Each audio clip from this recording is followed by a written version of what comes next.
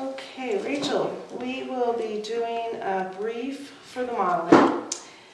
And I did provide another agenda, so you have an agenda in front of you that first we'll do the brief of the modeling experience, and then we'll do the modeling activity, and then we'll debrief the modeling. Okay, so just to remind you that the modeling is the third activity of the Pyramid Plus approach coach circuit. And so we started out with the professional development plan. We reviewed data and used the data to make the learning objective. And on coaching on topic, we went deeper into the evidence basis on your learning objective by reviewing specific information from the Pyramid Plus approach that was associated with the strategy you chose. And we made a skill set rubric on each of the skills in the strategy, also keeping your learning style in mind as we did that. Does that make sense so far? It does. And I just want to comment, I just appreciate that you always have that here. Oh, good. I like looking at that. Yeah. Going, oh yeah, I'm seeing how we're working our way around and Right. and how they're fitting in. So yeah. This is a great visual. I appreciate having that each time. And with explanations in the boxes for each one, that's very helpful. Okay, so in modeling, I will demonstrate how each skill of the strategy is done to fidelity. With fidelity to the Pyramid Plus approach and the skill set rubric, and you have a copy of the skill set rubric in front of you also. And we do this so you can see what it looks like and adjust the skill set rubric as needed according to your learning style and the individual needs of the family, or in this case, the parents, that you decide to include in this. And then next, in the behavior rehearsal, you'll practice the strategy to build your confidence and competence with support from me. And this is another chance to adjust the skill set rubric according to your learning style if it's needed. Okay. So, and do I practice that with you? Yes. All right. And then, just like these others, the behavior rehearsal will also have a briefing and a debriefing. So it's very systematic. Okay. Okay, then you will complete, and it'll be videotaped as well, the strategy live with the family or the parent. I'll be there to support you in any way necessary. And then finally, you will share your new learning with a colleague. And I know we talked about possibly it being IV. That can change. Anything on your professional development plan can change as we feel the need, or as we see fit. So eventually you'll be sharing this new learning with another colleague in the peer-to-peer. So far, does that all make sense? It does, yes. Okay, good. All right, so we're going to just review real quickly the skill set rubric, just to make sure that these are the skills, they're still the skills that you want for your learning objective.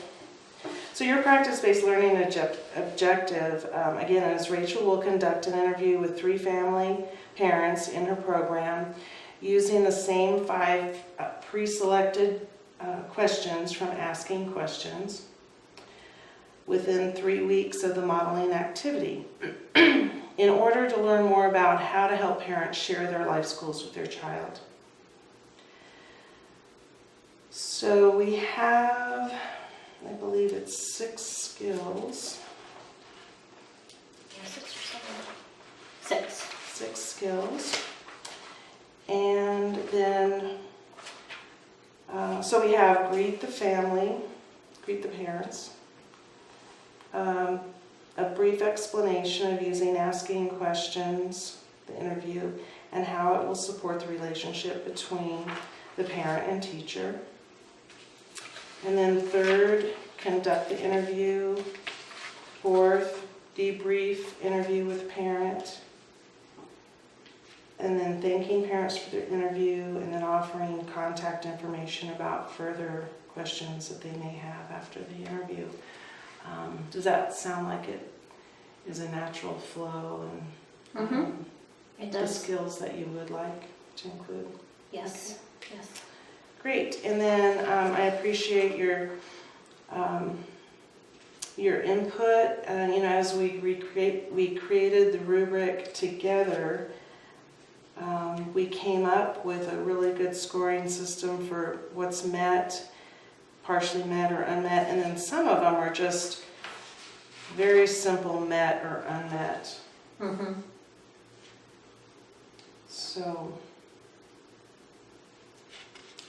okay, so do you have any other questions about that rubric or anything you wanted to change about it since you had a chance to look at it? This is just one of those little nitpicking things. Sure. Number 4, on the debrief interview with the parent.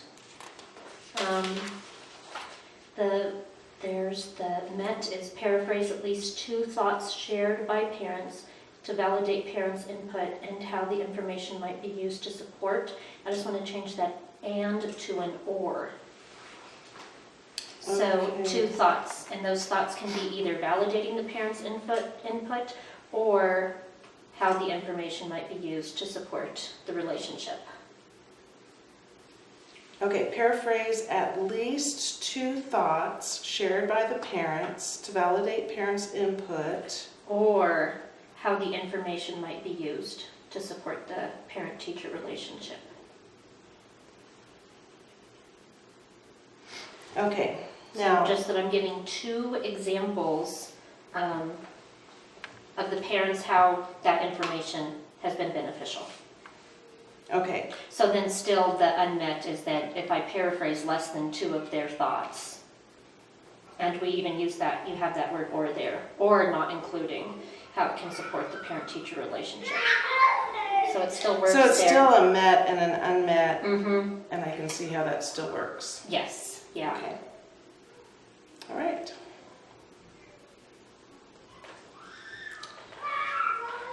That's just about leaving me an open door to think on my feet. It's like, I don't really know how I'm going to use this information. So I can say, well, you know what? I'm really glad that we were able to share this, and I feel like I have a better understanding of you and your family.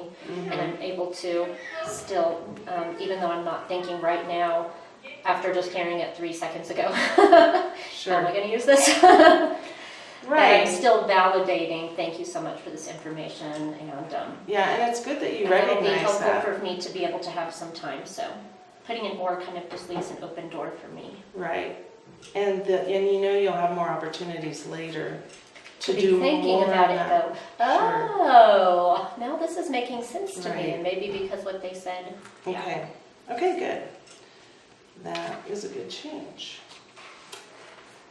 Okay. Everything else looks great. Okay. Perfect. And then I even included at the end the 5 I noticed questions. we had the questions just, there. Just so we have them more in one place. That would be kind of nice. I think that is a good idea. Okay, so from here then we need to create a plan for the modeling activity.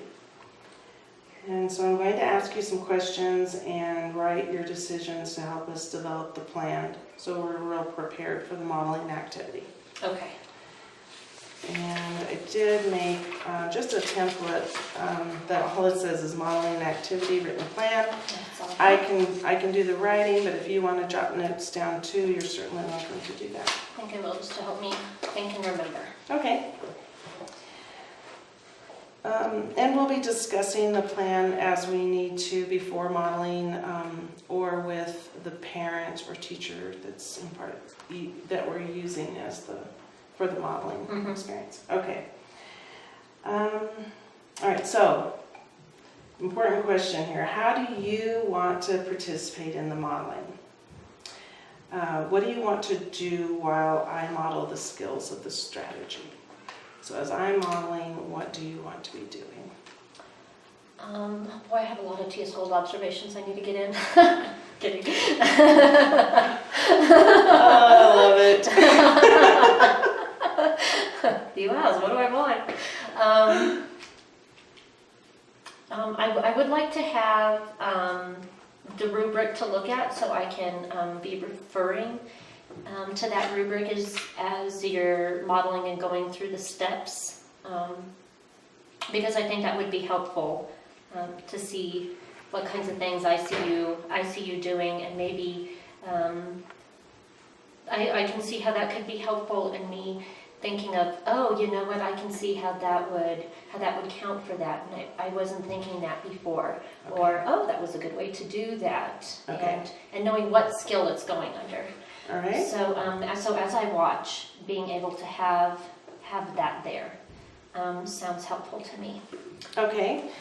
And so we have the rubric here, and I know in previous discussions we've also talked about a template that just has it larger. So all of the skills are here. And that is much easier to follow for me than the little. Okay, 2 to 3, or well, actually I did get 3 on each one. Yeah, and that gives me lots of room for notes. Yes, plenty Works of very room well. to write. Good. That kind of goes with my learning style too. I like that too. Yeah. Something I would use. Okay, and I think I'm envisioning myself sitting, kind of sitting out of eye shot, like not at the table with, but kind of fly on the wall. okay, So the focus will be, for the parent, is going to be on you, and I think that will be, I'm hoping that'll be less distracting yes. if I'm kind of in a more fly on the wall kind of space.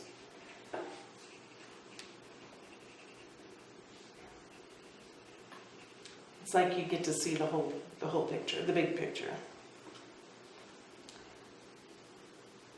Okay, and what specific actions do I need to do in order to support your learning style as I model for you? Are there any additional actions during the modeling that you need additionally?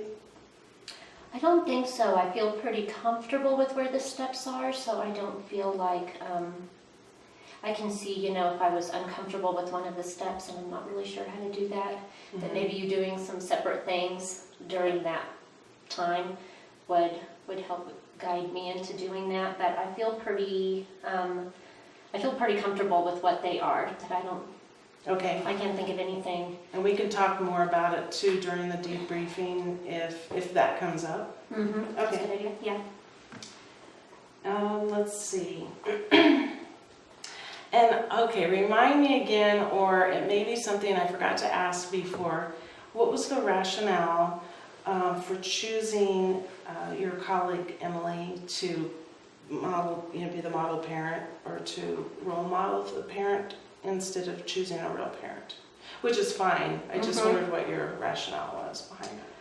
The rationale behind that was for kind of the safety of both of us, of having someone who really understands that this is a learning process for both you going through the coaching process, and for me just going through the coachee process for a very first time, and having someone who's understanding of that. So if we need to be able to stop and interrupt and, whoa, something's like not working for me here, that she would understand that, whereas I think that could be very awkward for a parent. Okay, Yeah, thank you for that. and I know she'll cooperate. All right. Okay, so then for Emily, what do we need to do to prepare her for this modeling activity? I'll need to ask her, do you feel prepared for this modeling activity? I actually already have talked to her and said, so what's going to happen is Cindy's going to be conducting the interview. I'm just going to be watching. And I said, we're going to ask you 5 different questions, and I actually gave her some of them. And I told her there was one question that I didn't want to tell her what that was. And that was actually that question where we're asking how do you envision your child in the future, because I kind of have a concern about just about the wording of that, or how on earth do you ask that question so they get what do you mean, So I want her to be surprised by it and not be thinking about it. Because I want her to kind of have that, So I can see how that conversation takes shape, so I can see, is this a question that's going to kind of get us where we want to go, or do I need to rework this? See, and I like the rationale behind that, not letting her know that question. Mm-hmm. So then I'm wondering, what was it about the other questions you felt like she needed to know what the questions were? That was more just about giving her a comfort level of what we're going to be doing. So, especially because she doesn't actually have any children of her own. Okay. And so I didn't want her to have a hard time coming up with things. So I said, we're going to ask you about your child. So, you could think of a kid maybe in the classroom and just kind of describe that kid and what do you do with your family. And you can just totally say what you and your husband do together. Yeah, that's a good idea. Those kinds of things. So that she example. kind of already started having some of that thinking because she doesn't have a real child to answer for. Yeah. Yeah, I like the idea of giving her, having her think about a child that she knows. Somebody she knows to give some ideas. Yeah, and so it'll be natural. Right. It'll come out kind of natural for her. Right. Yeah. Which will be very different than when you then interview a real parent. I'm sure it will, yeah. Okay. But I wanted to save Leticia for myself. Okay. Because she was who I was going to originally use, but I thought, no, I really want her to be for me because she is a coworker. So again, I just know she'll be able to cooperate and everything, but she also has a child in my classroom. So for the behavior rehearsal, are you thinking of using